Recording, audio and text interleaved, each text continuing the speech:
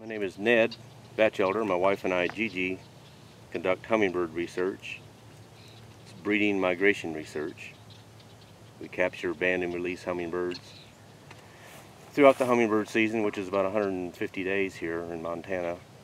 And this is a Bitterroot Valley study of hummingbirds. There's 3 species here: the calliope, rufous, and the BlackChined.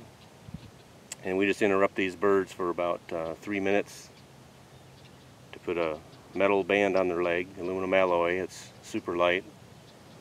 It's about, if you do the math, it's like us wearing a wristwatch. It doesn't affect their flight. We've caught birds 9 years later with the band on, which also includes longevity research to learn how long these birds live.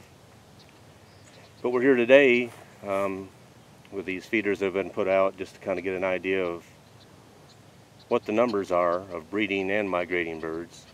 So we're going to catch a bird here and, like I say, interrupt its life for about 3 minutes. Measure the wing, tail, and the bill. That verifies sex, age, and species. Do an overall health check. If it was the early part of the season, I can, with the bird in hand, I can use this short soda straw and gently blow the feathers away near the vent, and if I can see an egg membrane, that proves breeding of a female. So that's how we prove breeding. At this time of year, when we catch males are the first to get here, first to leave. And males are starting to leave now because their duty's done. Nesting is in June. We start catching juveniles in July, early July. So with males, we can gently blow on the chest area and we can see migration fat. We rate that on a 1 to a 3. If he's already mounted up and weighs about 5 grams, about as much as a nickel, that tells us that's a migrating bird. And early in the season in May, when they get here, that same bird may weigh a little bit, as much as a penny, 2 to 3 grams. So by studying these birds on a daily basis, we just learn more about them and for the species that are here in Montana. And we feel the better that we know more about the birds, the better for us and them. Got bird. You see, it happens quick.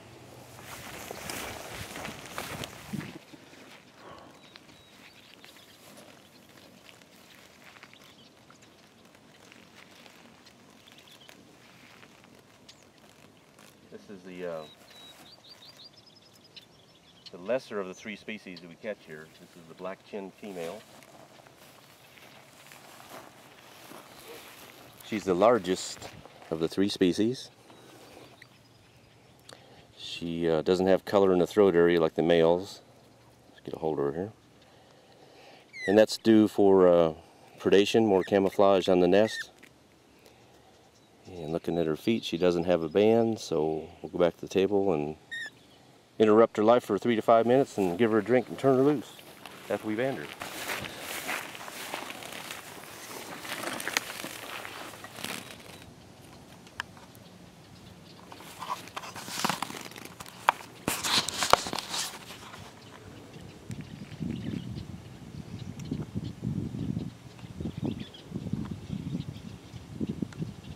This is the toe of a nylon stocking that I put her in so she's secure.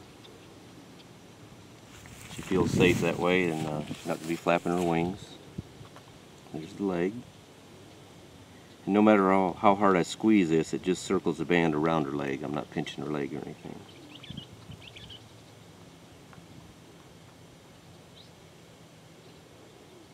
It takes 5,000 of these bands to make an ounce. They're super light.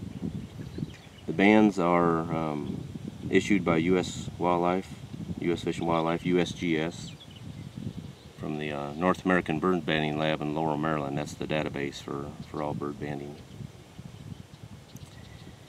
And it's required that we enter this data on a yearly basis to them. And it's data like this that goes into updated bird books for range maps of breeding species and range maps for breeding and migration and that sort of thing.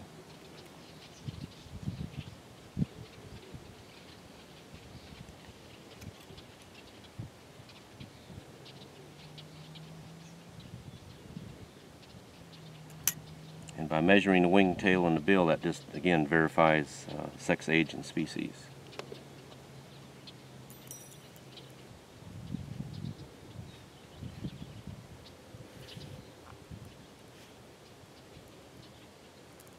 This bird's probably going to weigh close at around the 4-gram range. Less than a nickel, more than a penny. 3.62 grams. If she had an egg, she'd be well over 4 grams. And how we check for that is you're just going to see red muscle here when I blow the feathers away near her vent. But if she had an egg there, you can actually see the chalky egg membrane forming, and that would indicate that she was gravid or pregnant with an egg. But you're just going to see red muscle here. It's past breeding season.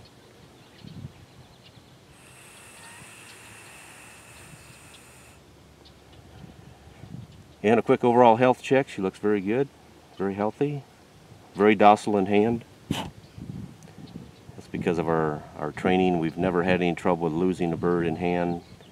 We're well trained. We've banded thousands. We know the stress signs to look for if there is any stress at all, but you can see this bird's not traumatized by this event.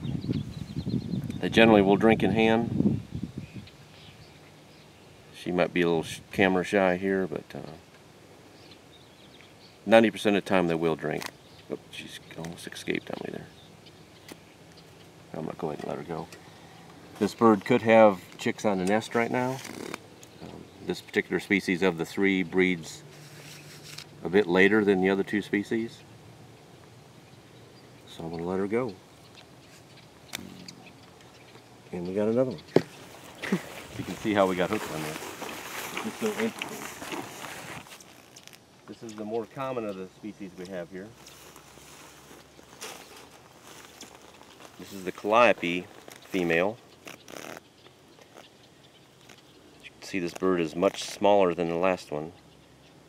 This is the smallest breeding bird in North America, the calliope. It's the most common species in Montana. Very small. She does weigh about as much as a penny, about 2.5 to 2.7 grams.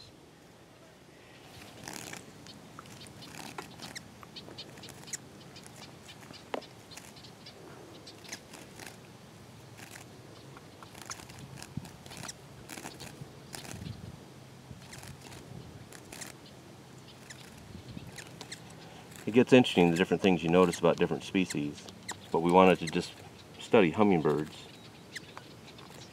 when we started this 10 years ago, and it's really been interesting.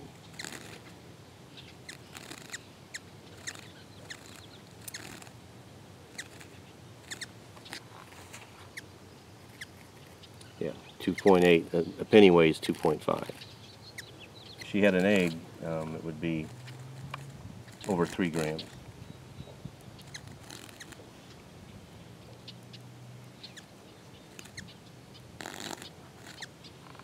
And we can look at stuff like tail feather wear. Hummingbirds have 10 primaries and 10 tail feathers. You can see the outer wear on these tips of these feathers, which tells us maybe she's been flying through the brush and breaking off wingtips and molting, and this is an older feather that she should have molted in Mexico in the winter. But it gives us a little idea what the lifestyle, what's going on. But those feathers are pristine. In May, they're brand new. They do a complete molt in Mexico in the wintertime. But you can see there's no trauma.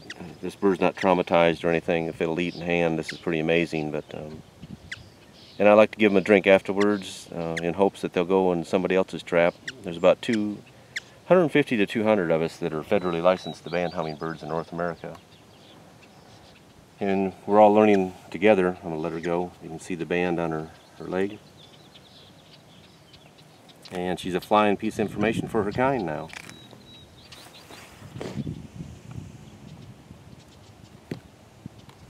Well, if they're eating, sometimes I just let them eat a while. Let her drink.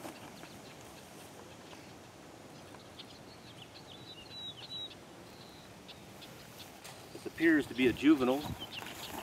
We'll see. I'll look at it more closely.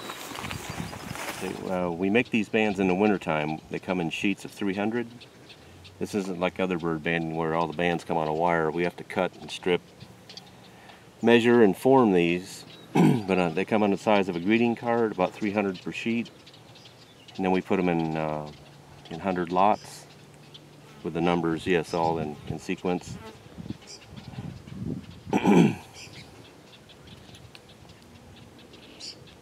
And that's what we do in the wintertime. We usually make up about 5,000 bands in the winter. And we're right on schedule. We banded 200 or 2,000 birds this year so far. We'll again band 3,000–4,000 here in the valley. And when you're out here 150 days, it just it adds up. This appears to be the sex of the bird. We have to look at the tail feathers. That brown edging tells me it is a male.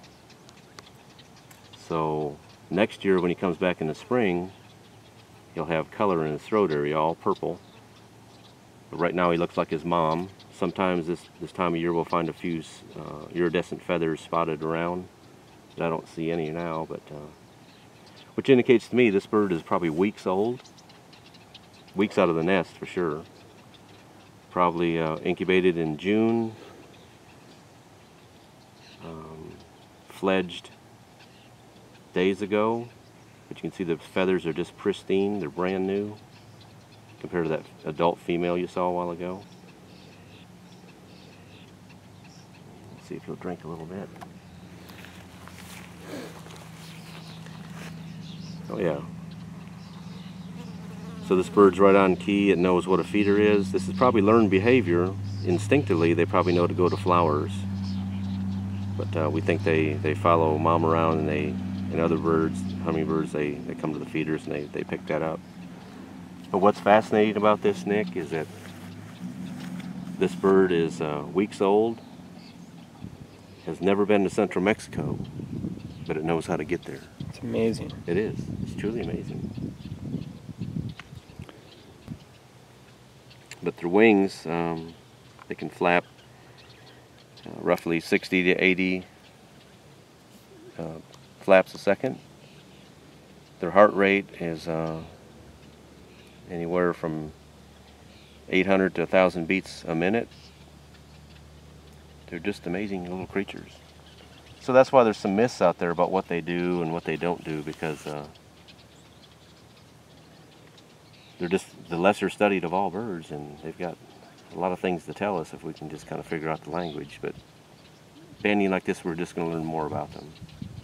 I'll let this young calliope male juvenile go with hopes that in his lifetime he'll be recaptured and band number turned in and read to the USGS, and then we'll know more about his lifestyle.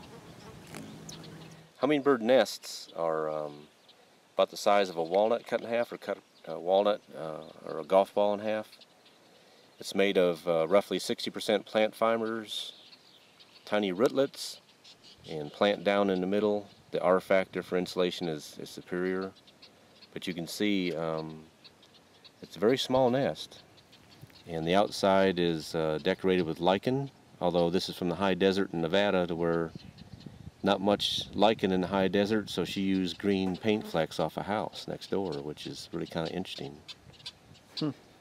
But the nest is bound together with spider silk. It's kind of elastic, so it helps stretch for the young too. But it's the spider silk actually helps weld the nest to the branch and makes it very secure and very interesting. If you ever find a hummingbird nest, you probably just accidentally stumble on it or find it. They're masters at camouflage. And the eggs are about the size of this dried navy bean. So you can see there's only room for about 2 in this nest. And they generally have 2 eggs. The young are born the size of the young are born and they're about the size of honeybees. And incubation's about 15 to 20 days, and then they fledge in about another 20 days, and the mother probably feeds them on the branch for about another 10 days, and they're out in the world.